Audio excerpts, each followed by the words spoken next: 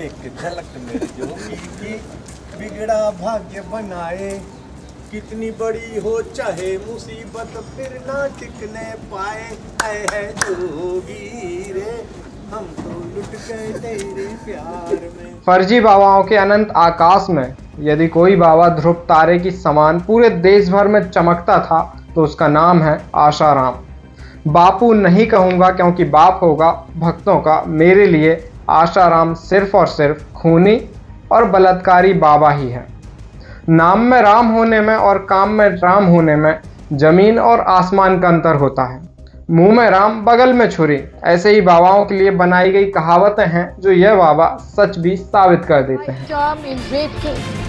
This day after court in Gandhinagar convicted textile government Dr. Swami. My question is, why would India's best known celebrity media anchor see the police report on Asaram Bapu? तो लोग आज कैसी है सब कुछ। जय हिंद दोस्तों, मैं निखिल। स्वागत है आप सभी का बाबा के ढाबा सीरीज के एक और एपिसोड में। आज हम बात करने वाले हैं आशुमल श्रुमलानी के बारे में, जिसे आम बोलचाल की भाषा में आशाराम बापू भी कहा जाता है। वीडियो अभी तक लाइक नहीं करी है तो वीडियो लाइक कर दीजिए, चैनल को सब्सक्राइब कर दीजिए और हाँ, अपने दोस्तों के साथ वीडियो ज़रूर शेयर कर देना। वीडियो शुरू करने से पहले एक अपील है, वीडियो पूरी ज़रूर देखना ताकि राम मंदिर के प्राण प्रतिष्ठा के मौके पर आप सभी लोग जान सको कि राम अपने नाम से राम नहीं हुए हैं, राम अपने काम से राम हुए हैं। चलिए शुरू करते हैं बिना किसी देरी के। आपने कभी गौर किया है, जितने भी फर्जी बाबा हैं उनके नाम में कहीं ना कहीं राम शब्द का उपयोग होता है।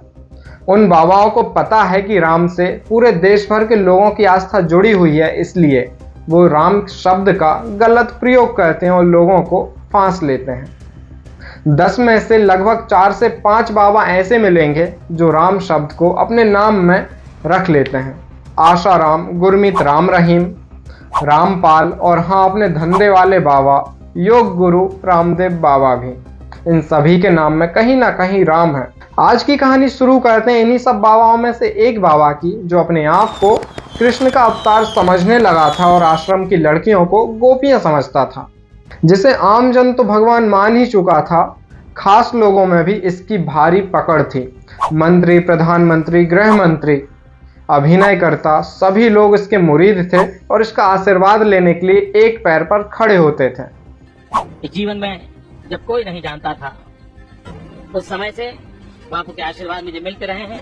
मन नाम क्या है, मुझे मन मजबूत जब आप ना चलो ना नतमस्तक है गौशो, क्या अपना आशीर्वाद में सामर्थ्य है। हमारे परम पूज्य आशाराम बापू को जो दैवी शक्ति प्राप्त हुई है, जिस परमात्मा ने उनके अंदर जो शक्ति समाहित की है, उसी का ही एक करिश्मा था।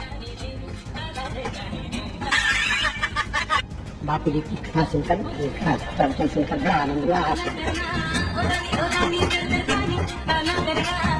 कि मेरे लिए परम सौभाग्य की बात है कि आज बापू जी का आशीर्वाद मिला। आज आपसे मिलने की तरफ इतनी जबरदस्ती, अगर आप कहीं जाते तो मैं पीछे पीछे चला जाता। चैप्टर 1, आशुमल से आशाराम तक का सफर। आशाराम की पटकथा शुरू होती है 1941 से। आशाराम का जन्म होता है उस समय के भारत और आज के पाकिस्तान के सिंध प्रांत में। पार्टीशन के बाद आशाराम एंड फैमिली भारत आकर अहमदाबाद शहर में बस जाते हैं। आशाराम के पिताजी लकड़ी और कोयले का व्यापार किया करते थे, कारखाना हुआ करता था। आशाराम जब तीसरी क्लास में हुआ करता था तब उसके पिता की मृत्यु हो जाती है और आशाराम के कंधों पर पूरा व्यवसाय आ पड़ता है। आशाराम पहले तो इस व्यवसाय को करता है, लेकिन 15 साल की उम्र आते आते अपनी शादी से महज 8 दिन पहले वह अपना घर छोड़कर एक आश्रम में चला जाता है। आशाराम की फैमिली आशाराम को खोजते खोजते उस आश्रम पहुंचती है और आश्रम से आशाराम को किसी तरह मनाकर वापस घर ले आती है। आशाराम की शादी होती है लक्ष्मी नाम की एक लड़की से। आशाराम के 2 बच्चे होते हैं और पहले का नाम रखते हैं नारायण साईं और दूसरी बच्ची का नाम रखा जाता है भारती देवी। इन दोनों के नाम भी आगे चलकर अपराधों और अपराधियों की लिस्ट में शामिल हो जाते हैं। 23 साल की उम्र आते आते आशाराम फिर से अपना घर छोड़कर लीलाधर बापू के शरण में आश्रम में चला जाता है। आशाराम इन दोनों धर्म की शिक्षा लेने के साथ साथ माना जाता है कि यह शराब बेचने से लेकर शक्कर बेचने तक का काम किया करता था। यह चाय बेचने से लेकर के साइकिल सुधारने तक का काम किया करता था। साल 1971 में आसाराम वापस से अहमदाबाद आ जाता है और यहाँ पर वह अपना आश्रम शुरू कर देता है। अहमदाबाद में वह कथा वाचना शुरू करता है, कथा वाचने का धंधा शुरू कर देता है। धीरे धीरे आसाराम पूरे देश भर में प्रसिद्ध होने लगता है। साल 1980 से लेकर 2013 तक आसाराम सफलता की सीढ़ियां चढ़ के शीर्ष पर पहुंच चुका था। माना जाता है कि आसाराम के उस समय देश और दुनिया में 400 से ज़्यादा आश्रम थे, हॉस्पिटल थे, स्कूल्स थे। 4 से 5 करोड़ भक्त भी हुआ करते थे, जो कि आसाराम के एक इशारे पर कुछ भी कर गुजरने को तैयार थे। आसाराम 2013 तक 10,000 करोड़ रुपए का मालिक हो गया था। आज भी अगर आप ट्विटर पर, एक्स पर हैं, तो आपको समझ आएगा कि आसाराम के फॉलोवर्स हफ्ते में 1 या 2 बार आसाराम से रिलेटेड हैशटैग वायरल कर देते हैं। आसाराम के समर्थकों में नरेंद्र मोदी, अटल बिहारी वाजपेयी समेत कई सारे नेता और अभिनेता शामिल थे। तो ऐसा क्या हुआ कि आसाराम आसमान से सीधा जमीन पर आ गिरा? ऐसा क्या हुआ कि आसाराम को जेल जाना पड़ा, जेल में सड़ना पड़ा? चैप्टर 2, आसाराम के कुकर्म। साल 2013 ये वही साल है जब आसाराम के ऊपर कई सारे एलिगेशन लगना शुरू हो गए। ये वही साल है जब आसाराम की जिंदगी में भूचाल आ गया। वैसे तो इससे पहले भी आसाराम के ऊपर कई सारे एलिगेशन लगाए जा रहे थे, आश्रम के ऊपर कई सारे आरोप लगाए जा रहे थे, लेकिन डायरेक्टली आसाराम के ऊपर ऐसा कोई केस नहीं बन रहा था। लेकिन इस केस के बाद आसाराम को डायरेक्टली कटघरे में खड़ा होना पड़ा। बात कुछ ऐसी है कि आसाराम का एक भक्त अपनी छोटी सी 16 साल की बच्ची को आसाराम के आश्रम में भेज देता है। वह चाहता था कि उसकी बच्ची हिंदू धर्म को पास से जान सके, उसमें हिंदू संस्कार विकसित हो सकें। वह बाप अपनी बेटी को आसाराम के आश्रम में छोड़ आता है और फिर जैसे ही आसाराम की नज़र उस लड़की पर पड़ती है तो आसाराम की आशाएं जागृत होने लगती हैं और राम खड़े खड़े साइड में तकते रहते हैं। आसाराम उस बच्ची को एक कोठरी में, एक कुटिया में ले जाता है और उस बच्ची के साथ अश्लील हरकतें करना शुरू कर देता है। उस बच्ची की शर्ट के बटन खोल दिए जाते हैं, जबकि आसाराम खुद पूर्ण नग्न हो जाता है। उस लड़की से ओरल सेक्स करने की मांग करने लगता है। आपको सुनने में, मुझे कहने में बहुत अजीब लग रहा है, बहुत गंदा और भद्दा लग रहा है, तो सोचिए उस बच्ची पर क्या बीत रही होगी। और आसाराम उस बच्ची को साथ ही साथ धमकियां भी देता है कि यदि यह बात बाहर निकली तो तुझे और तेरे माँ बाप को सभी को ठिकाने लगा देंगे। बच्ची डर जाती है और जब अपने हॉस्टल जाती है तो 1-2 दिन बाद बीमार पड़ जाती है। बच्ची को बीमार देख हॉस्टल का वार्डन उसके माँ बाप को कॉल करता है। माँ बाप को कॉल करती है, माँ बाप हॉस्टल आते हैं, बच्ची से मिलते हैं। बच्ची अपने पिताजी से सिर्फ 4 शब्द कहती है। बच्ची कहती है, पिताजी मुझे यहाँ नहीं रहना, वापस चलो।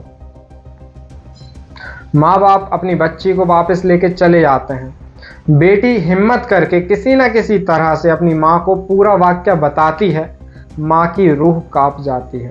उसने कभी नहीं सोचा था कि एक ऐसा आदमी जिसे वो भगवान मानती है, वो उसी की बेटी के साथ ऐसा कुकृत्य कर देगा। बाद में माँ बाप दोनों अपनी बेटी को इंसाफ दिलाने की प्रतिज्ञा लेते हैं और दिल्ली में एक थाने में रिपोर्ट दर्ज करा देते हैं। FIR में बच्ची साफ साफ लिखती है कि उसके साथ क्या क्या हुआ। अगर आपको पढ़ना है तो 2 मिनट पॉज करके पढ़ लीजिए। जैसे ही FIR सामने आती है, मीडिया में आती है, तो आसाराम के कई सारे पुराने काले चिट्ठे भी सामने आने लगते हैं। बस आप अपने पे नाम रखो, किसी को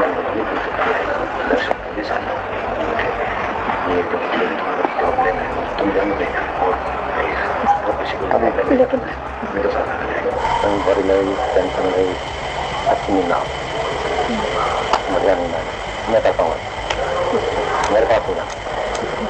आसाराम के ऊपर खून, बलात्कार, जान से मारने की धमकी समेत पॉस्को की कई धाराएं लगाई जाती हैं और आसाराम को खोजना शुरू कर दिया जाता है। आसाराम अपने कई सारे आश्रमों में से एक इंदौर के आश्रम में छुप जाता है।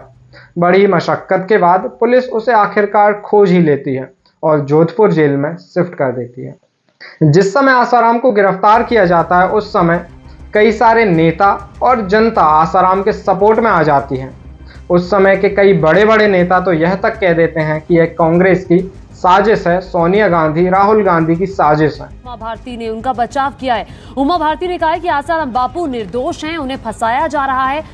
आसाराम के बचाव में उतरी हैं अब उमा भारती। उमा भारती ने कहा कि सोनिया और राहुल गांधी के विरोध की आसाराम बापू को सजा मिली है और कांग्रेसी राज्यों में उन पर झूठा केस दर्ज हुआ है। भी स्क्रैच नहीं है। हाँ। रेप की बात छोड़िए। और जो वहाँ का एसएसपी था उसने भी कहा कि रेप का आरोपी नहीं है। आरोपी नहीं है, वो बात सही है, मैंने एफआईआर पढ़ी है। और फिर उन्होंने एक झूठा सर्टिफिकेट बना के इसको नाबालिगा बना दी। कई सारे समर्थक जेल की दीवारों पर आसाराम बापू को रिहा करो जैसे नारे भी लिख देते हैं। जोधपुर हाई कोर्ट द्वारा आसाराम को गिल्टी मान लिया जाता है और 5 लाख जुर्माने सहित उम्र कैद की सजा सुना दी जाती है। चैप्टर नंबर 3, अपराधियों का सरगना।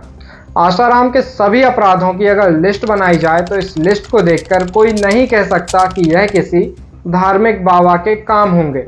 इस लिस्ट को देखकर सभी लोग यही कहेंगे कि यह एक कुख्यात अपराधी का ही काम हो सकता है। आसाराम ने अपने जीवन काल में कई सारे अपराध किए। आसाराम के ऊपर आरोप लगाए जाते थे कि आसाराम तंत्र विद्या और जादू टोने का समर्थक रहा है। आसाराम के आश्रमों के आसपास कई बच्चों की लाश मिलना इस चीज का प्रमाण है कि आसाराम के आश्रमों में इस तरह की चीजें भी होती थीं।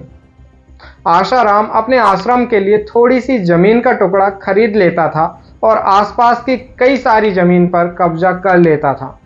अब उस जमीन पर कब्जे के बाद किसी में इतनी हिम्मत नहीं थी कि वो आसाराम के खिलाफ कानूनी लड़ाई लड़ सके। आसाराम के ऊपर और उसके बेटे नारायण साईं के ऊपर सूरत की 2 जुड़वा बहनों ने रेप के आरोप लगाए और अप्रैल 2019 में इस रेप की पुष्टि भी हुई। नारायण साईं को भी आसाराम के साथ जेल में सड़ने को भेज दिया गया।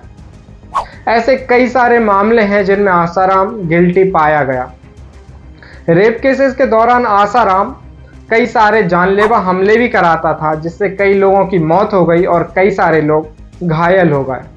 लेकिन देर आए दुरुस्त आए, कानून ने अपना काम किया और आसाराम को उसके बेटे नारायण साईं को जेल में सड़ने के लिए भेज दिया। आसुमल और आसाराम जैसे कई सारे बाबाओं को हम ही लोग जन्म देते हैं।